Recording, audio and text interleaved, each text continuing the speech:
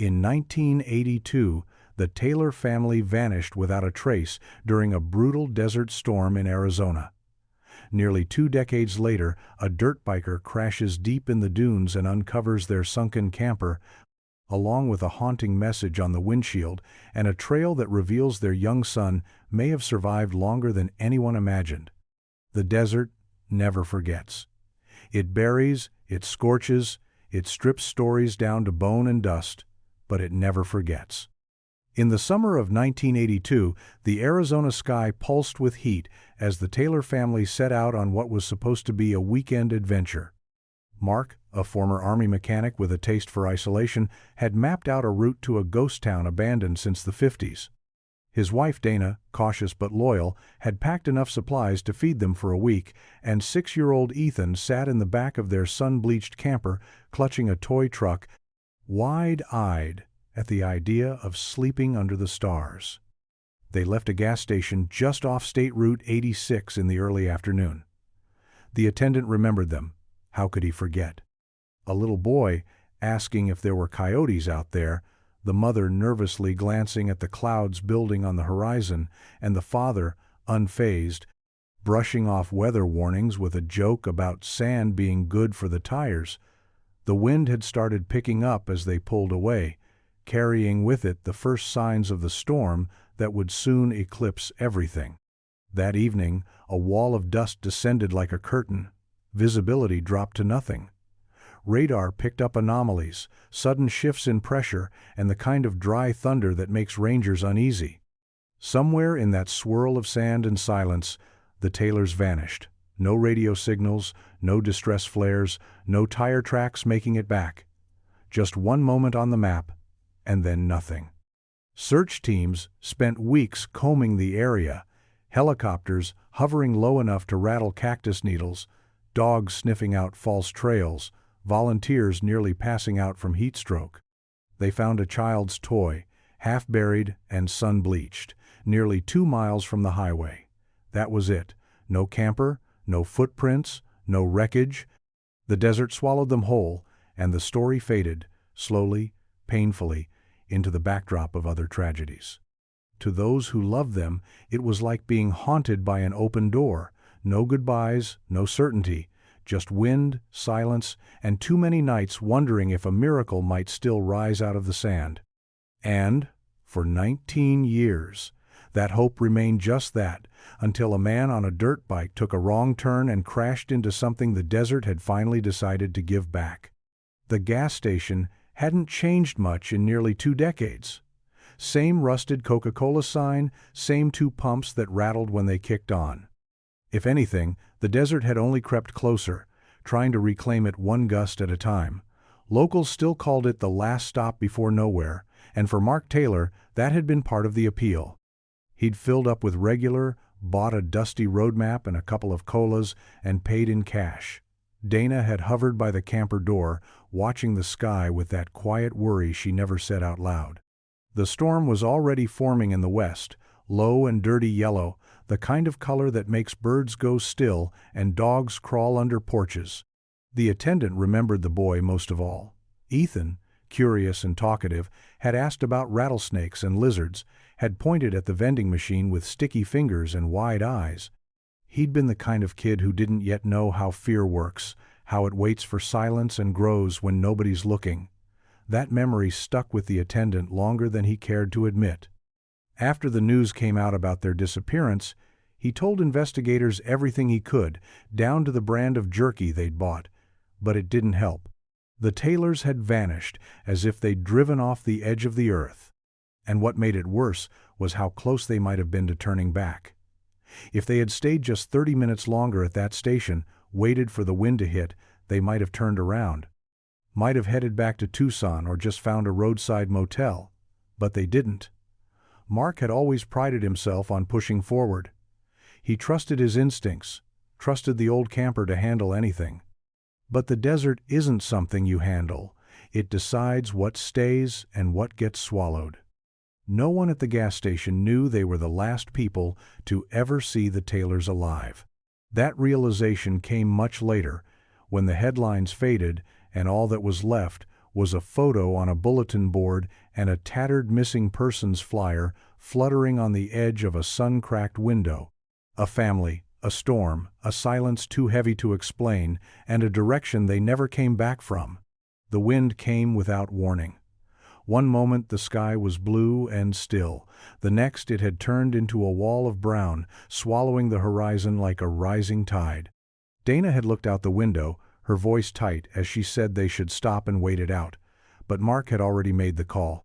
The old military road he'd found on the map cut through the flats and promised a shortcut to the ruins of Copper Creek, where he planned to set up camp before sunset. He said they were prepared, that the storm wouldn't last, that the camper could take it.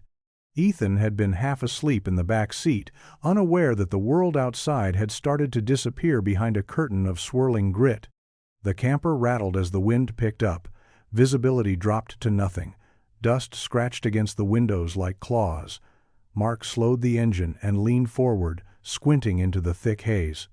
Somewhere out there was the turnoff he needed, but it had vanished under a blanket of shifting sand. Dana gripped the dashboard and told him to stop, that they'd already gone too far. But Mark was focused, stubborn, trying to track where the tire ruts used to be. A sudden gust pushed the vehicle sideways and the camper groaned against the force of it. Dana cried out. Ethan stirred and asked what was happening, but no one had an answer. Then the radio crackled and went silent. The needle on the fuel gauge trembled. Mark's hands tightened on the wheel as the camper crawled forward, inch by inch, into the blinding storm. Outside, the sky and the ground had become indistinguishable. There were no landmarks, no shadows, just a world of motion and noise. He thought he saw something, maybe a boulder, maybe the edge of a dry wash, but before he could react, the front wheels dipped and the vehicle lurched violently to one side. The tires spun in sand, then stopped altogether. Dana shouted his name as the camper tilted, then settled unevenly, half swallowed by an unseen slope. They were stuck. Mark cut the engine. Silence pressed in, heavier than the wind had been. In that moment, the three of them sat in the quiet heart of a desert that had no intention of letting them go. By nightfall, the wind had died down, but the damage was already done.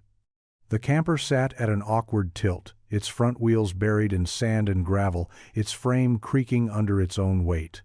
Mark stepped out into the eerie quiet, boots sinking slightly with each step, flashlight beam barely cutting through the lingering dust in the air. The storm had erased everything behind them. There was no road, no tracks, no stars. Just a pale moon barely visible through a gauze of suspended grit. Dana stayed inside with Ethan, trying to keep his voice light, reading to him from a book she'd packed in the side pocket of his duffel. But the boy was restless, sensing the tension in her voice, glancing at the closed blinds every few minutes. He asked if they were going to sleep there, and she said yes, just for the night. They'd get help in the morning. Mark returned after 20 minutes, shaking his head and brushing dust from his shoulders.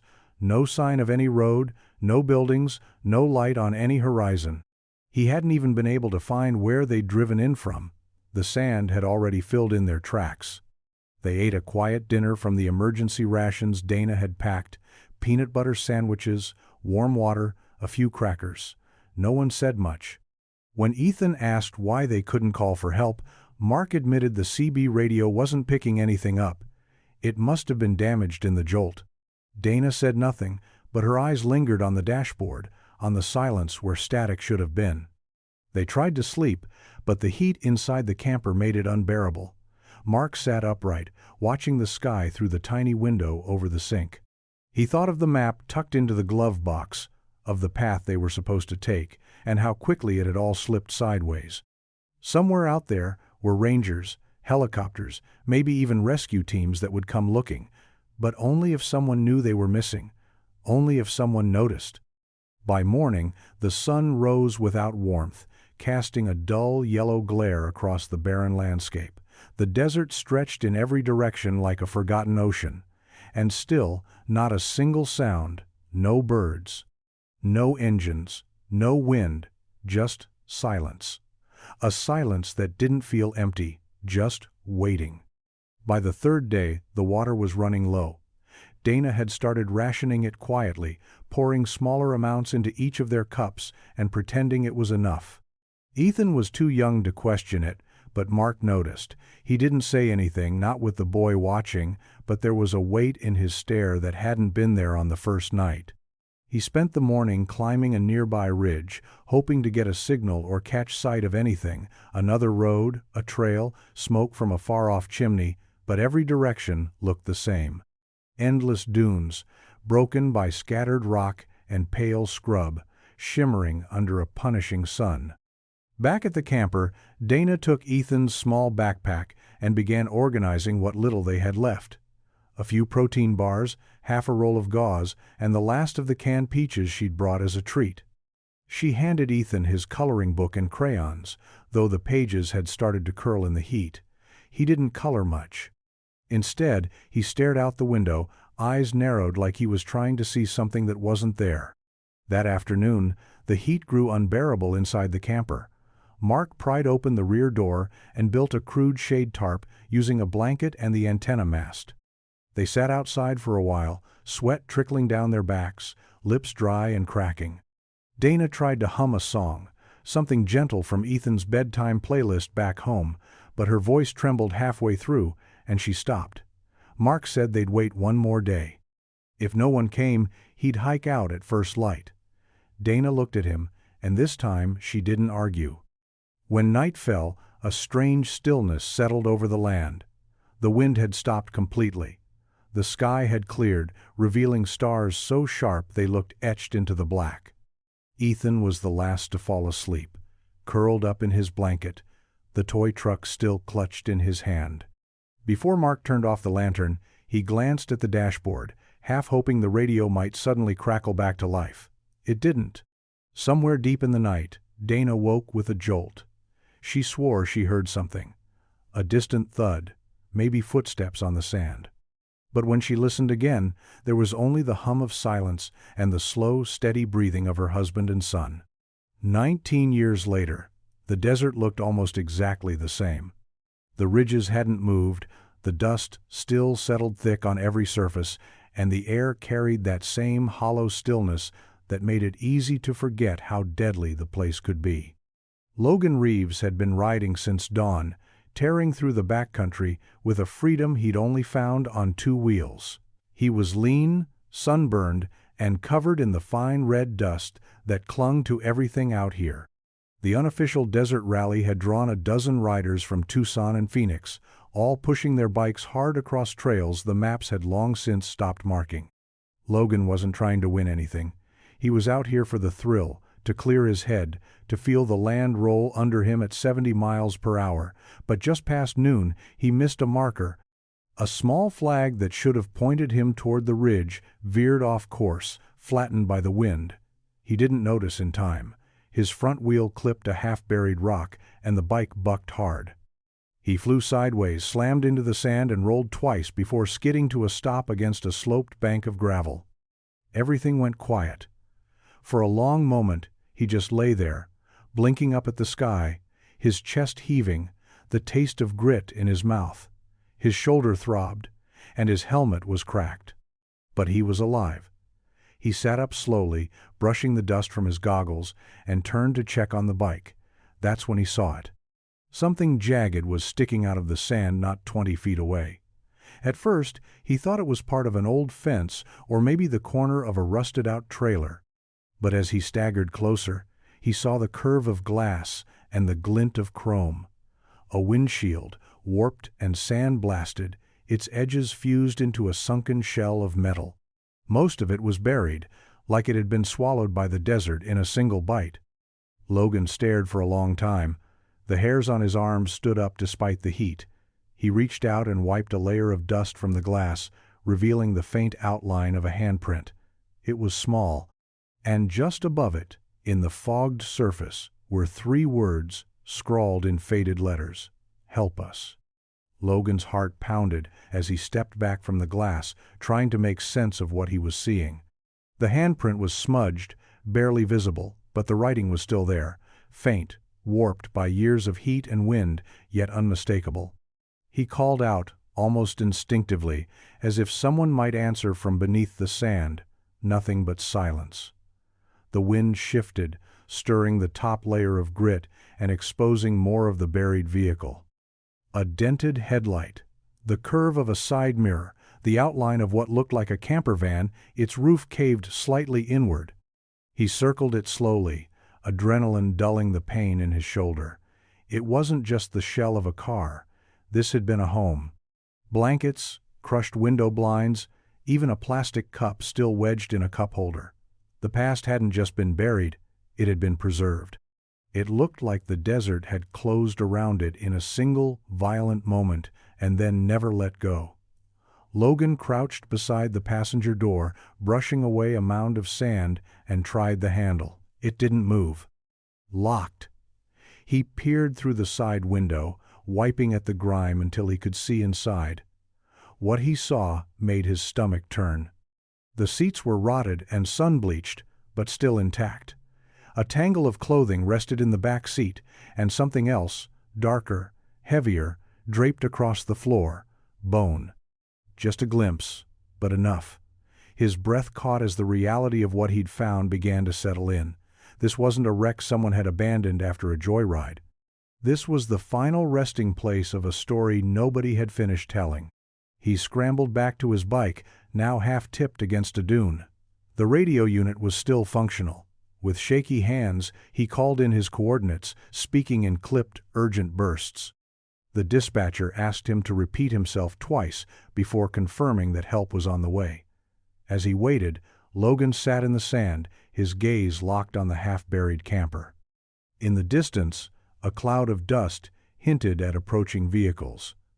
But out here, nothing felt close. The wind had picked up again, carrying with it the sharp sting of grit and something else, something colder, as if the desert, after 19 years of silence, had finally cleared its throat.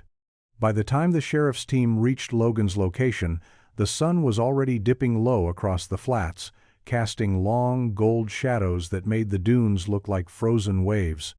The responders approached slowly, kicking up sand in wide arcs as they parked. Logan stood off to the side, arms crossed, face drawn tight. He didn't speak right away, just pointed toward the partially exposed camper. One of the deputies muttered something under his breath as he approached the twisted metal frame. The words on the windshield had faded more in the heat, but they were still legible enough to send a chill through every man who saw them. They began working carefully, brushing away the sand by hand, using tools to loosen the camper from the grip it had been trapped in for nearly 2 decades. Each layer revealed something more: weathered bits of plastic, rusted bolts, the cracked remains of a solar lantern. The doors were pried open one by one, hinges groaning as if waking from a long sleep. Inside, the air was stale and dry. Everything had been cooked under layers of heat for years, but remarkably, the interior still told a story. In the front seats, 2 skeletal figures sat buckled in, their clothes faded to sun-bleached whispers of what once was. One was positioned upright, hands still resting near the steering wheel. The other leaned toward the window, jaw tilted slightly, as if once whispering a final prayer. Dana and Mark Taylor, preserved by time and sand, still in the places where they had likely taken their last breaths. No one spoke for a while. Even the radio chatter died down. A hush had fallen over the site, broken only by the occasional wind that hissed through the disturbed sand like a warning. A medic stepped out from the shadows of the vehicle and confirmed what everyone already suspected. These weren't recent remains. These people had been dead for years, decades. And yet the strangeness didn't end there. As they documented the scene, one of the deputies noticed something missing. The rear bench was undisturbed, but the sleeping bag meant for a child was gone. There was no third body, no remains. No sign of Ethan Taylor. Only the fading imprint of a smaller hand pressed against the inside of the window, right beneath the words they could still barely read. "Help us." Word spread quickly. Within hours of the discovery, a command post had been set up just outside the recovery site, marked by orange cones and a canvas tent that flapped in the restless wind. News crews were already circling, kept back by local deputies who'd seen too many stories twisted before the facts were even known. Investigators worked under the fading light, careful not to disturb anything they didn't have to. Every scrap of fabric, every dent in the vehicle's frame, every object left behind was logged and photographed. It was a strange blend of archaeology and forensics, unearthing a tragedy that had been frozen in time. Sheriff Halden stood quietly at the edge of the scene, arms folded, watching as a tech slid an evidence bag into a cooler. He'd only been a rookie deputy back in 1982, fresh out of the academy when the Taylor family disappeared. He remembered the flyers, the helicopters, the desperate volunteers marching in lines with water bottles and makeshift maps. He also remembered when the search was called off, when the story became another dusty file in a metal drawer that nobody wanted to open again. But now the file was open, and something wasn't lining up. 2 adult remains, no sign of the child. Halden walked around the back of the camper, crouched down, and studied the impressions in the sand where the rear bench had collapsed inward. It didn't look like a struggle. No torn fabric, no blood, no scattered items suggesting panic, but the sleeping bag was missing. So were the boy's shoes, a backpack, and, most noticeably, his toy truck. He remembered seeing a photo of it years ago, red plastic with a broken axle. It had been mentioned in one of the early reports, spotted near the highway but never collected. He straightened up and looked out toward the eastern ridge, where the land dipped into a shallow basin and disappeared into rock. If the boy had somehow made it out, that's where he would have gone. But how far could a 6-year-old travel alone through that heat? And, more importantly, why hadn't they found anything back then? Halden radioed for a drone unit. If there was any chance Ethan had survived past those first few days, the desert might still be holding the next clue. And, after all this time, it had finally started to loosen its grip. The drone lifted off just after sunrise, its small frame buzzing faintly against the rising wind. Sheriff Halden watched the screen as the feed came in, the camera skimming low across the landscape in wide, deliberate sweeps. From above, the desert looked endless. Pale ridges broke like frozen waves, each one hiding shadows that could be nothing or everything. It had taken nearly 20 years to find the camper. Now the search widened again, but this time with technology that didn't exist when the Taylors first disappeared. The operator adjusted altitude and swept the drone eastward, tracing the line of the low basin Halden had marked on the map the night before. Something about the slope, the natural windbreak, made it a logical direction for someone to travel, especially a child, frightened and alone, looking for shelter or a way out. The feed flickered, then steadied.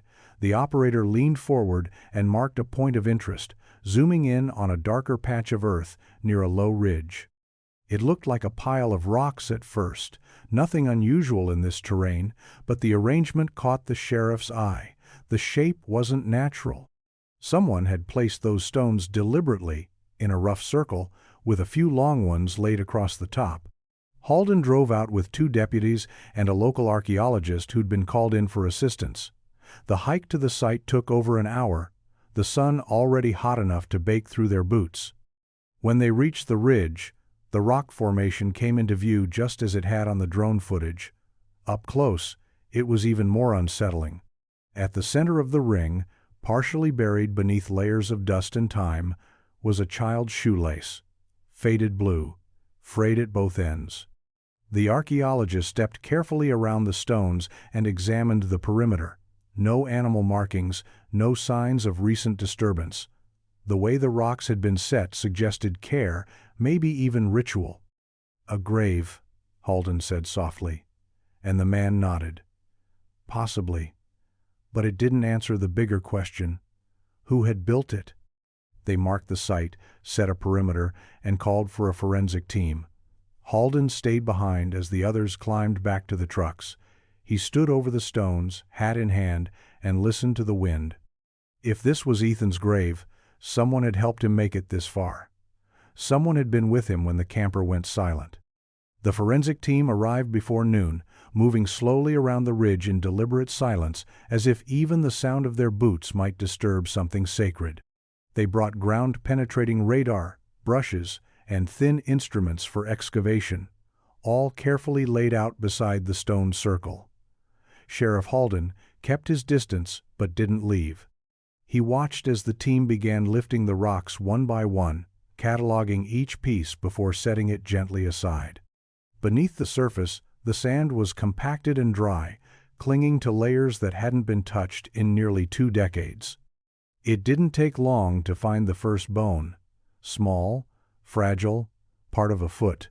One of the techs stopped and looked over at Halden, eyes wide with the quiet understanding of what they were uncovering. The remains were minimal, more fragments than a full skeleton, but the shape and size left little doubt. A child, likely around 6 or 7. And mixed in with the sand were fibers of fabric, a strip of red canvas, and what looked like the faded hem of a child's t-shirt. Halden said nothing, just exhaled slowly and walked a few paces away, letting the weight of it settle. Later that afternoon, as samples were boxed and cataloged for DNA testing, another discovery turned everything sideways. A small notebook, water-warped and half-eaten by time, had been wedged between 2 rocks at the edge of the site. The cover was cracked, the first few pages stuck together, but inside were faint pencil markings. The handwriting wasn't a child's. It was tight, purposeful, filled with short sentences and times, like notes made by someone watching a clock that was running out. One page stood out. The lines were shaky, smudged, but readable. Still, no sign of help. Kids holding on. Gave him last of water. If anyone finds this, he didn't die alone. Halden stared at the words for a long time. There was no signature, but something about the phrasing felt personal. Not just a witness, someone who had chosen to stay behind. Someone who had seen the child through to the end. He glanced out across the desert again, the horizon still shimmering in the heat, and understood now that this story wasn't only about a family lost. It was about someone else, still missing, whose silence had preserved a boy's final days. Back at the temporary command post, the notebook was placed on a clean sheet of plastic under gentle lighting. A forensic specialist carefully separated the damp pages with tweezers, using steam to soften the paper without destroying the graphite etched into each line. The sheriff stood nearby, arms crossed, eyes locked on the small artifact that was suddenly more important than any radio call or photograph. It was a record, a voice from the years the desert had refused to explain. The entries were short, written over what appeared to be 5 or 6 days. They began with observations, sunset times, changes in wind direction, attempts to flag down aircraft. Then they shifted. Mentions of the boy became more frequent. He was scared but calm, dehydrated but still speaking. One note said he had drawn pictures in the sand. Another said he cried at night but whispered stories to stay brave. It was not written like a report. It was written like someone trying to leave something behind in case no one ever made it back. One page, toward the middle, hinted at movement. Spotted an old antenna tower northwest. Might try for it tomorrow. He can't walk far. Will carry him if I have to. Halden leaned closer. There were no coordinates, but it was something, an orientation, a direction. The sheriff asked for every available topographic map between the recovery site and the mountain foothills. He remembered that part of the desert from training exercises decades ago. There had once been a range of old radio repeaters out there, mostly decommissioned, most forgotten. He returned to the ridge later that evening and walked the ground alone. The air was cooler now, the sun beginning to fade into a rust-colored haze. He stood where the grave had been, closed now and marked with a temporary wooden cross. The sand was still freshly turned. For the first time in years, Halden let himself wonder out loud if someone had been out here all along, someone who hadn't just found the child but had stayed, even after the world stopped looking. Maybe this person had never intended to be found, or maybe they had been waiting for someone to follow the breadcrumbs they left behind. Either way, the trail was open now. And the desert, once silent, had finally started whispering back. They found the tower 3 days later. It wasn't marked on any current maps, and most of the modern GPS logs skipped right over it, treating the area like it didn't exist. But buried in an old utility archive, a 1961 survey listed a narrow transmission point built for emergency broadcast testing. Long since decommissioned, the structure had been forgotten by everyone but the sun, the wind, and maybe one person who had once gone looking for hope in its rusted skeleton. A search team pushed through the heat at first light, guided by a helicopter overhead and the directions pieced together from the notebook entries. It wasn't easy terrain. Sharp stone ridges split the ground, and the sand was soft in places, the kind that could twist an ankle or snap a wheel, but by late afternoon they spotted it. The tower rose crookedly from a ledge above a wash, its frame bent like it had been punched in the ribs by time. Beneath it, half collapsed and covered in sheets of rusted tin, was a shack, more like a lean-to, built against the old equipment shelter. It had no door, just a ripped tarp nailed across the opening. Inside, it was dark and dry. Empty food cans, a tin basin, scraps of denim, and a rusted kerosene lamp littered the floor. In the corner, a bundle of sticks had been arranged into a crude stool. Beside it, scratched into the concrete wall, were dozens of tally marks, long rows of them. One of the deputies counted aloud, then stopped, voice catching. There were nearly 90 marks, spaced in groups. They weren't random. Someone had been keeping track of time, days, maybe weeks. Sheriff Halden stepped into the space slowly, as if afraid the air itself might shatter. He ran his hand along the edge of the wall, then turned toward the far corner where a child's drawing had been etched into the concrete with a nail, a son, a man, a boy. Beneath it, scrawled in barely legible block letters, were the words, "We're still here." Halden said nothing. The wind moved gently through the tarp behind him, lifting one edge just enough to let in a shaft of golden light. Whatever had happened in this place, someone had survived long enough to leave their story written in silence, waiting for someone to finally read it. As the sun sank lower behind the hills, the search team worked under the fading light, photographing every inch of the structure and collecting artifacts with gloved hands in quiet reverence. The shelter was crude but sturdy, pieced together with scraps of scrap metal and salvaged wood. Whoever had lived here had done so with purpose. There were no signs of vandalism or chaos. Everything felt placed, almost arranged, like someone had hoped it would one day be found. On a splintered shelf above the stool, an old coffee tin had been sealed shut with tape and string. Inside, wrapped in layers of faded cloth, they found a photograph. It was bent, corners curling from moisture, but the image was still clear, a young boy with sandy blonde hair and a wide, dimpled smile, standing beside a man whose face was obscured by glare. Behind them, a camper van, the same camper now sitting half buried in the sand miles away. Sheriff Halden held the photo gently, his thumb brushing the corner where a child's handprint had smudged the edge. The boy was Ethan. There was no doubt anymore. The man in the photo, though partially hidden, had the posture of someone used to being on the outside of things. Tall, lean, one arm draped protectively around the boy's shoulder. The team began cross-referencing missing persons reports from the early 80s, looking for anyone who had vanished in the region around the same time the Taylors did. It didn't take long to find a name: Josiah Mercer, a former park ranger who had gone off the grid in 1979 after leaving a note behind in his staff locker that simply read, "Going west." No family, no forwarding address. Just a quiet, lonely man who had walked away from the world. Some thought he had taken his own life. Others believed he had found a way to live apart from it all. But now it seemed he had lived out here, alone, until the storm brought Ethan into his path. Halden set the photograph down on the cracked table and looked around the shelter one last time. It was too carefully built to be temporary. Josiah hadn't just helped the boy survive.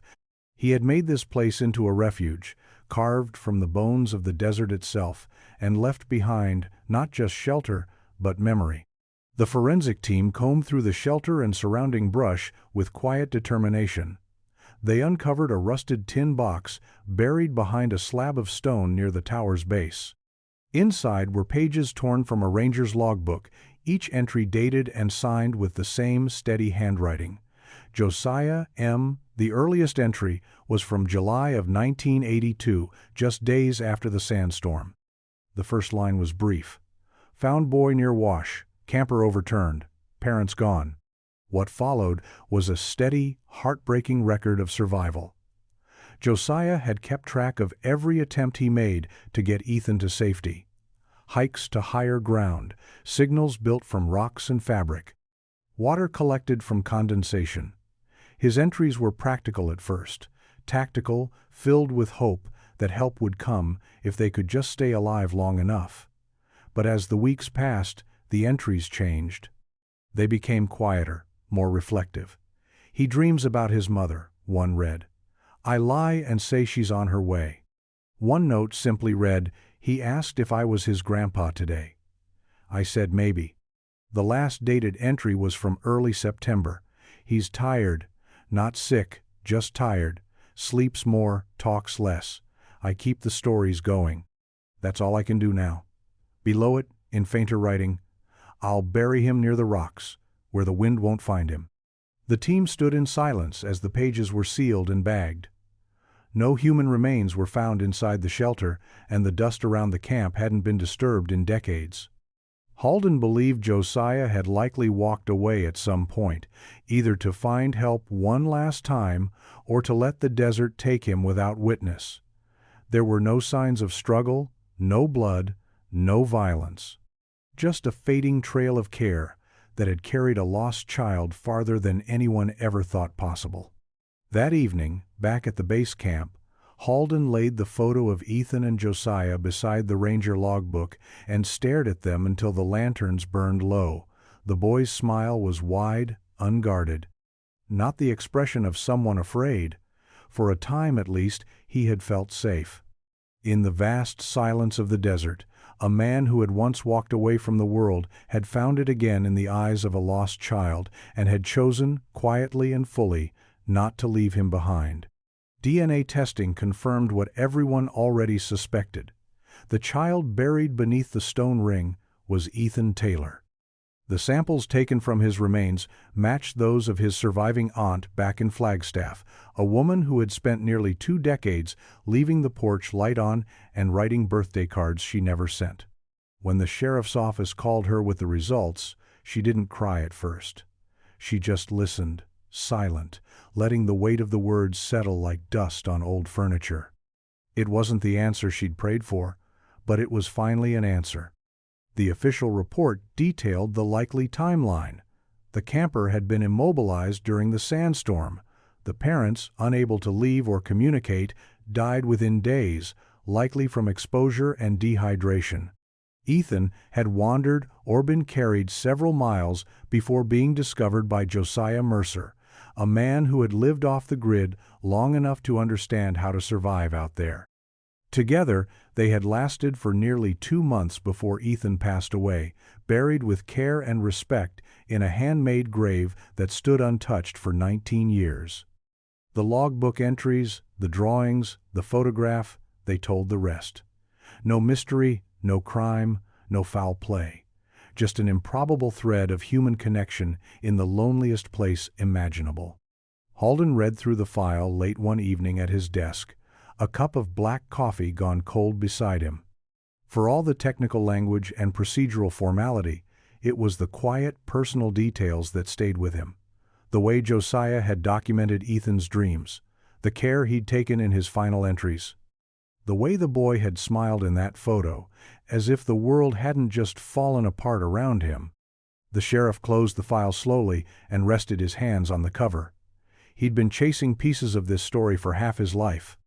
Now that he had them, it felt less like an ending and more like a quiet breath after a long silence.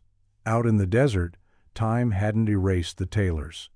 It had preserved them in the only way it knew how, buried in sand and memory, waiting for someone to come close enough and quiet enough to hear the last whispers they'd left behind. Word of the discovery spread beyond Arizona by the end of the week.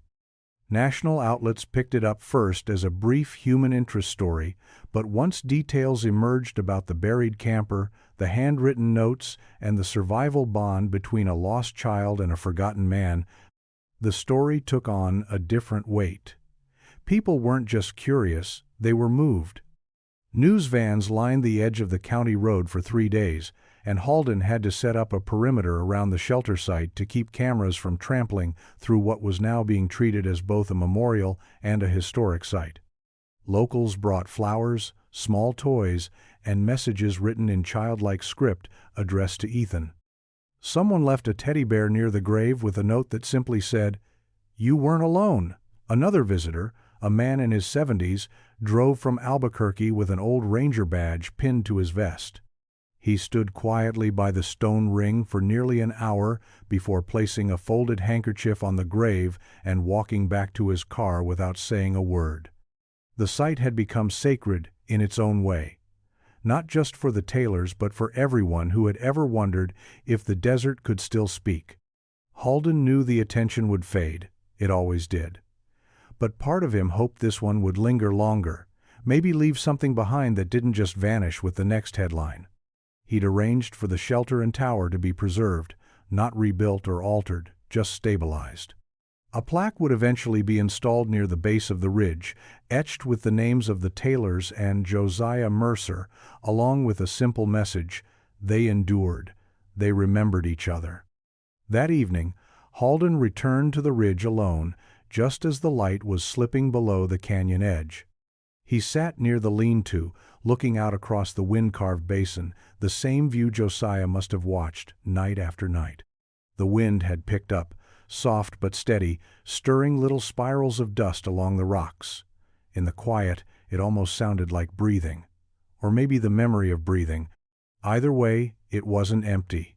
The desert, for once, had given something back, and this time it was letting it stay.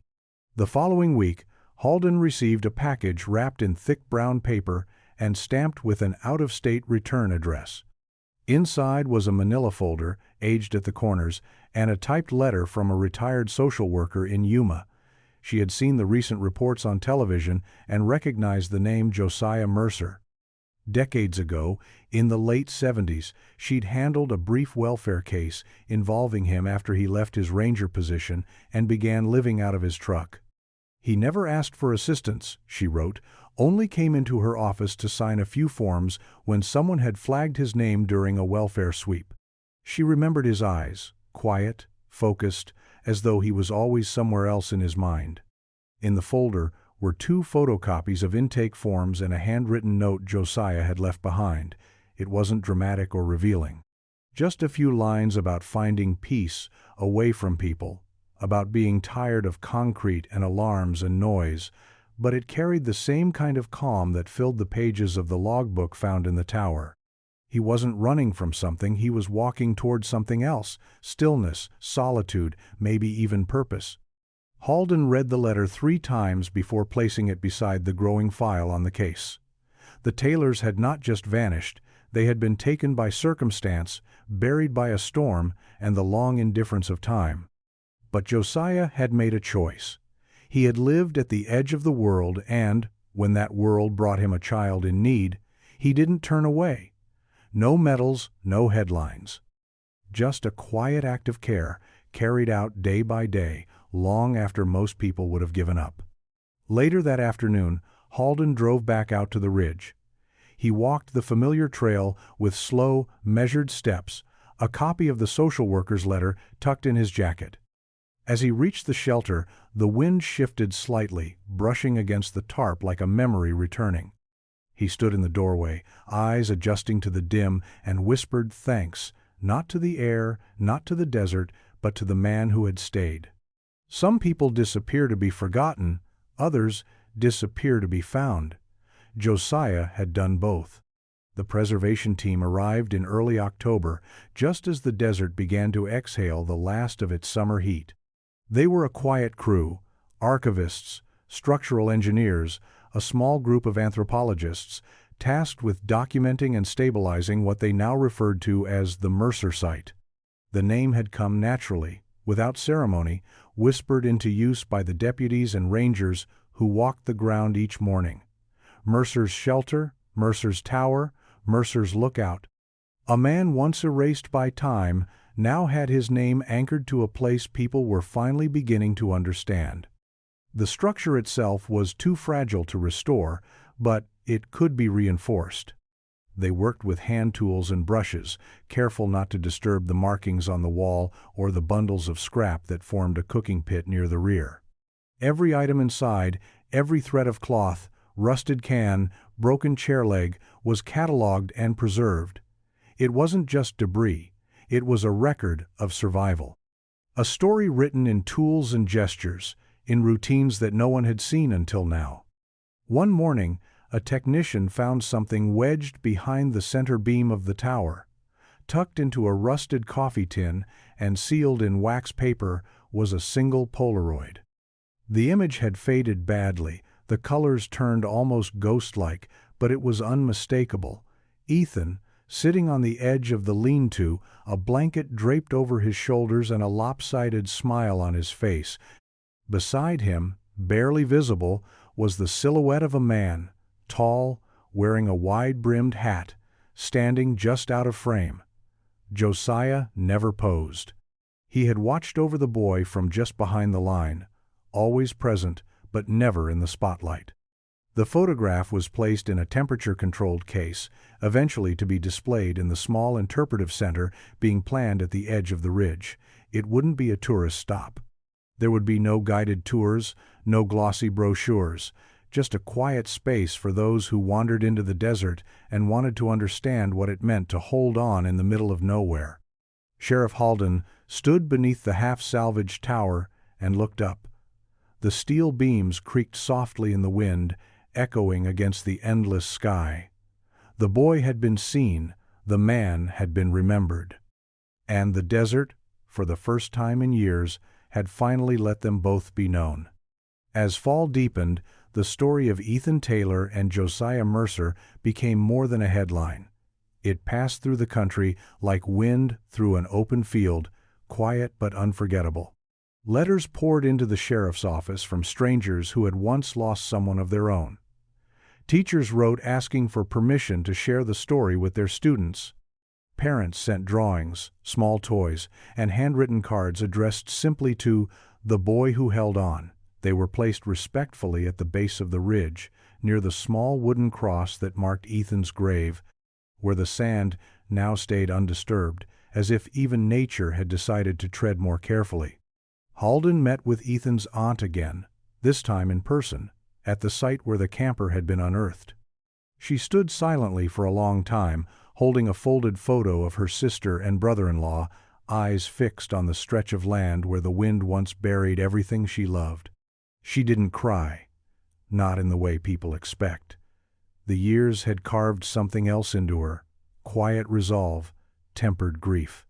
She thanked Halden not for answers, but for the way he'd listened, for not letting the boy disappear again under paperwork and closure. Later, she visited the shelter. She walked through the low doorway and touched the wall where the child's drawing had been traced in graphite, the lines still faintly visible beneath the protective acrylic. A son, a man, and a boy. She reached out and gently traced the drawing with one hand while the other covered her mouth. She didn't speak, didn't need to. The space spoke for itself. Outside, the sky had turned pale blue with long shadows reaching toward the basin, the kind of sky that only belongs to the desert, wide and endless and empty in a way that made room for remembering. Halden stood a few paces away, watching her take it in. Not just the shelter or the ridge, but the knowledge that the last days of her nephew's life had been shaped by care, by quiet presence, by someone who saw him not as a stranger to be rescued, but as a child to be protected. Some rescues don't come with sirens. Some arrive in silence, in the form of a man who simply stayed. In the months that followed, the shelter stood undisturbed beneath the sun, protected now by fencing and quiet signs that simply read, "Historic Site, Do Not Disturb." It wasn't about tourism. It wasn't about spectacle. People came the way they might come to a grave or a forgotten chapel, quiet, reverent, changed. Some brought small things and left them behind. A child's drawing folded into a jar, a letter tucked into a crevice between stones. A father and daughter who had driven from New Mexico stood together for an hour without saying anything, just holding hands and looking out across the open land where the ridge fell into shadow. Sheriff Halden returned often, not out of duty, but because something in that place had softened him in a way he hadn't expected. The long years of questions, of cold cases and unanswered calls had always left their weight. But this was different. This was proof that not everything lost stays lost. Proof that someone, even far from roads and rescue, had chosen kindness in the face of absolute silence.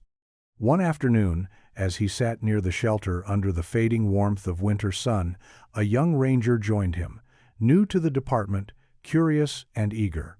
He asked what Josiah had been like, if anyone had ever really known him. Halden didn't offer facts. He just told him what mattered. That Josiah hadn't run from the world so much as stepped aside from it. That when a child needed him, he didn't try to fix the unfixable, he simply stayed present, made the hours count, turned survival into comfort and fear into something closer to peace. The ranger nodded, then asked why there weren't more stories like this. Why it had taken 19 years for anyone to know what really happened. Halden glanced out toward the ridgeline and said, because the desert doesn't give up stories easily. It waits, buries, decides, and sometimes, when the time is right, it allows one to come back. Not just to answer questions, but to remind people that even in the loneliest corners, someone might still be watching, still listening, still choosing to care. In that silence, something had been kept alive, not just a memory, but a truth, that even when the world forgets, a single act of goodness can still echo. Winter passed quietly in the desert, bringing with it softer winds and longer shadows. The shelter remained as it had been found, the ground around it now worn into a gentle path by the quiet feet of visitors. There was no ceremony, no ribbon cutting, just the slow and respectful arrival of those who had followed the story and felt something stir within them. Some left without a word. Others wrote in a leather-bound journal that had been left on a small table inside the ranger station just down the road. One entry read, "I didn't know them, but I feel like I do now." Another said, "To the boy and the man who stayed with him, thank you for reminding me that kindness still matters." The log filled slowly, not with spectacle but with small truths. People writing to be heard, not for attention, but because the place made them feel less alone. Sheriff Halden made one last visit in early spring. The air had begun to warm again, not yet oppressive, just enough to wake the wildflowers in the distance. He walked the familiar trail, boots crunching softly along the edge of the ridge, and paused near the grave. The cross was still there, still steady, surrounded now by small stones that had been placed one by passing hands. They formed a ring of their own, echoing the one Josiah had built so long ago. Halden knelt and placed a small object at the base of the cross. It was a toy truck, red, the paint slightly chipped, the wheels worn but intact. It matched the description from the case file, just like the one Ethan had carried the day they left the gas station. This one wasn't from the scene. It was from a shop downtown, bought without fanfare and carried in his pocket for weeks. He wasn't sure why until now. He stood slowly, brushing the dust from his knees, and looked toward the horizon. In the distance, the tower still stood like a scar against the sky, leaning but unbroken. Somewhere, Josiah had chosen to stay behind so a child wouldn't have to be afraid. And now, because of that choice, the desert was no longer just a place where a family vanished. It was where they were found. Logan Reeves hadn't planned to return. After the crash and the discovery that followed, he had kept his distance, giving space to the investigation, the family, the story that had so unexpectedly unfolded from the sand. He never asked for recognition, never stood in front of cameras. He didn't feel like a hero. Just a man who'd taken a wrong turn and landed, by chance or fate, on a truth buried for nearly 2 decades. But as spring settled into the canyon and the air warmed with the breath of a new season, something pulled at him, a quiet need to go back, not to the scene itself, but to the space it had opened inside him. He parked far from the site, out where the road dissolved into soft, uneven tracks. He walked the rest of the way, helmet under one arm, boots crunching through the desert crust. The shelter was just visible on the ridge, its lines faint against the sky. The cross where Ethan was buried caught the last of the sunlight, casting a long shadow that stretched across the sand like an outstretched arm. Logan didn't climb the ridge. He stood at a distance, just close enough to see but far enough to leave the quiet intact. It was enough for him to know what had happened, that the boy hadn't been forgotten, that a stranger had stayed by his side through nights that must have felt endless. Logan thought about that often, what it meant to stay, to give comfort when you had no answers, to sit beside someone in fear and say without words that they wouldn't have to face it alone. He reached into his pocket and pulled out a folded map, creased from months of being carried and forgotten. It still bore the route from the rally, the one that should have taken him west toward the cliffs. But the wind had changed, the ground had shifted, and that day his mistake had become someone else's turning point. He refolded the map, slipped it back into his jacket, and turned toward the horizon. The desert behind him no longer felt like a place of loss. It felt like a place where someone had waited to be seen, and finally was. That summer, the ridge bloomed with desert marigolds and brittlebush, their yellows and soft greens breaking through the hard-packed earth like quiet reminders that life still found a way here. The preservation team had completed their work weeks earlier, and now the shelter stood as it always had, weathered, leaning slightly but intact. It bore no plaque, no glass case, no digital kiosk. Just wood, stone, and the memory of what had happened inside. People came less frequently now. The reporters had gone, the headlines faded, and the story had slipped beneath the surface where all true stories eventually return. Still, once in a while, someone would find their way to the edge of the basin. They walked with slow steps, whispering to one another, their hands full of flowers or small offerings. Some didn't speak at all. They came for the silence, for the feeling that had settled into the place like a hum beneath the wind. It wasn't grief that lingered. It was something quieter. Gratitude, maybe. Reverence. That two people, strangers bound by disaster, had made something lasting in the face of everything trying to erase them. One morning, just after dawn, a group of schoolchildren from a nearby town arrived with their teacher. They sat in a semicircle near the grave, listening as she read from a printed copy of Josiah's final journal entry. She didn't dramatize it. She let the words carry their own weight. If anyone finds this, he didn't die alone. One of the children asked why Josiah never left, why he didn't try harder to save himself. The teacher paused, then answered simply that sometimes the most powerful thing you can do isn't escaping, but staying, especially when someone else needs you to. They left a small wind chime tied to the tower. When the breeze picked up later that afternoon, it let out a soft, uneven sound, not unlike a lullaby whispered through tin. It wasn't flashy or loud, but it filled the space in a way that made the ridge feel less empty. The desert had always been a place that swallowed stories. But this time, it had carried one gently, held it close, and finally, after 19 years of silence, had chosen to let it be heard. Years later, the story still lived on, not in headlines or documentaries, but in quieter ways.